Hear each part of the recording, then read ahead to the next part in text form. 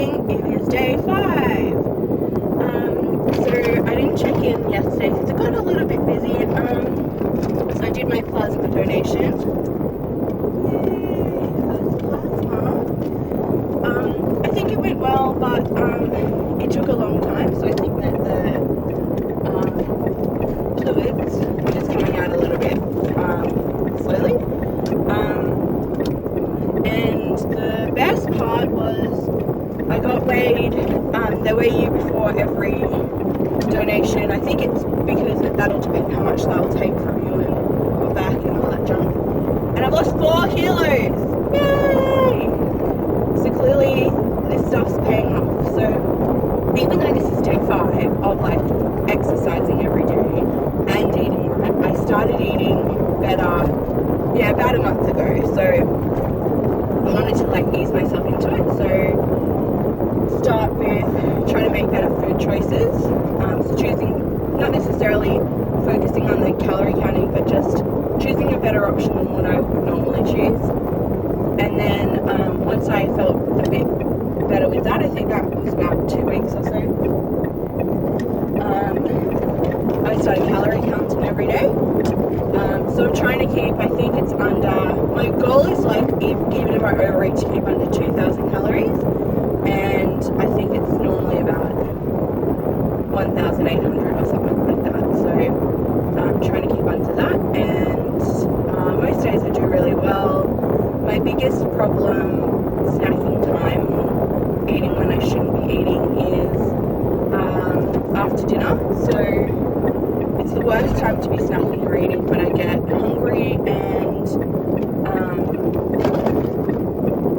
I get cravings. So I think how I like explain a craving is that the difference between a craving and being hungry is that a craving is, you don't want it because you're hungry, you want it because you crave it, or you want it because you are used to having it, or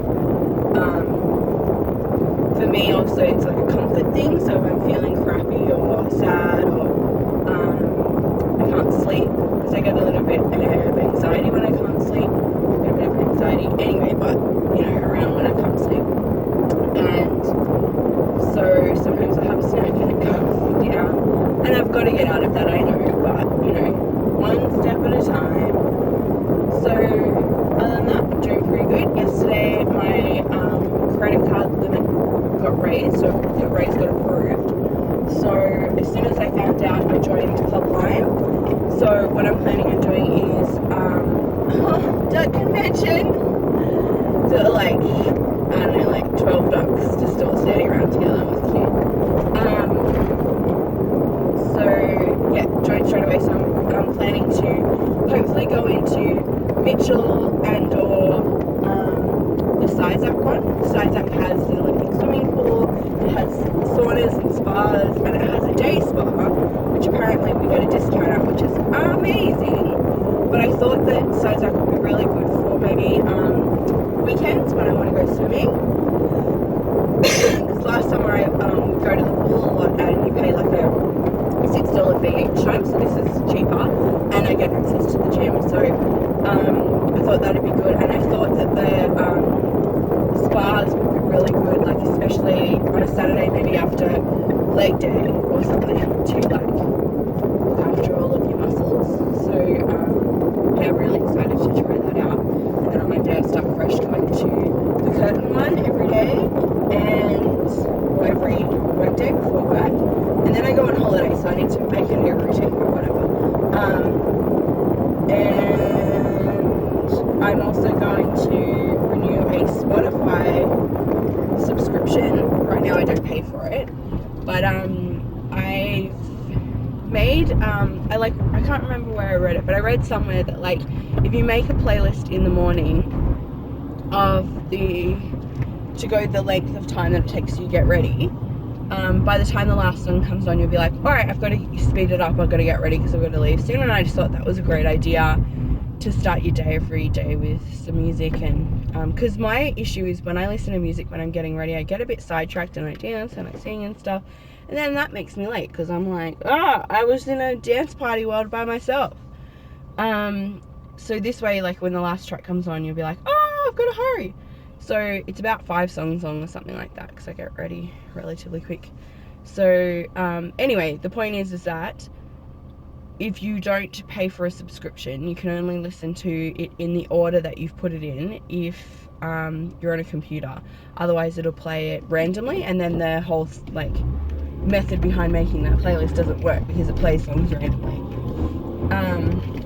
I also thought it might be a good idea to have a workout playlist, at least in the beginning, like a structured workout playlist where I hear the first song, I'm like, alright, let's work, bitch. Should put Britney Spears on there. It is on there, I'm not gonna lie. And I also do the same for like a get home playlist, because when I get home I'm usually quite tired and all I want to do is like get in bed, especially on a Thursday or like a Wednesday or a Thursday. So I'll kind of just get used to it. Helps you, I think it's like a psychological thing. It helps you get into that frame of mind, like this is what I do when this song's on, and then it also can help you with as like a memory tool. And I don't know if I've said this before, but I have ADD, and I've had it since like I was a teenager, but I haven't known enough about it or known myself enough to be able to manage it until I was an adult. And one way that I manage it really well is by staying really organized and having really sort of strict ways of organizing myself, or I honestly get so distracted and like I have to have a routine for making myself focus, because I get unfocused so quickly. So and if I don't take my Ritalin, I get tired and I can't focus on anything, and I'm really scatterbrained and I ramble about weird stuff and start singing all that stuff, which is fine. It's, you know, my boyfriend thinks it's cute, luckily. But when you're trying to get shit done, it's not helpful at all. Anyway, so these things help, I think, with maintaining routines, which is relevant to that, but it's also relevant to weight loss, because you want to get into routines where I heard a podcast where they said, I'll link these podcasts as well because some of them are really good, but like you can't rely on motivation alone to make you exercise and do the things you have to do, because it's fleeting and you don't know you don't know when it's going to come and go. So what you will need to do is make it a habit, make it so that you do it every day, so that when you don't do it, it feels weird. And then eventually you'll just get up and you'll just do it. Like, it's not going to be necessarily fun every time, but it won't be as hard, that's for sure. And that's what I'm trying to do. So it's just another thing that you do every day. Yeah, so that's basically like my tips on how I've done it this far, and this is what I'm going to try and maintain. Obviously it's only 4 kilos. I think 4 kilos is awesome, and it's a huge amount in a month, and I'm really pleased about that. But in comparison to what I have to lose, it's very small, so I have a long journey ahead of me. So I think that's why this is so important, checking in, letting you know like what I'm doing, what's working, what maybe isn't working, and reevaluating and staying accountable and stuff. And yeah, but I feel really good about it, and yeah, it's Friday, yay. So I'm gonna go to work, and then I have the weekend, baby. Yeah, so I probably won't check in with you later because Fridays are really busy for me. But hopefully I'll get to do some vlogging on the weekend, because I want to try and vlog every day, like day 5, day 6, day whatever the fuck. Alright, and so yeah, I'll probably talk to you guys tomorrow. See ya.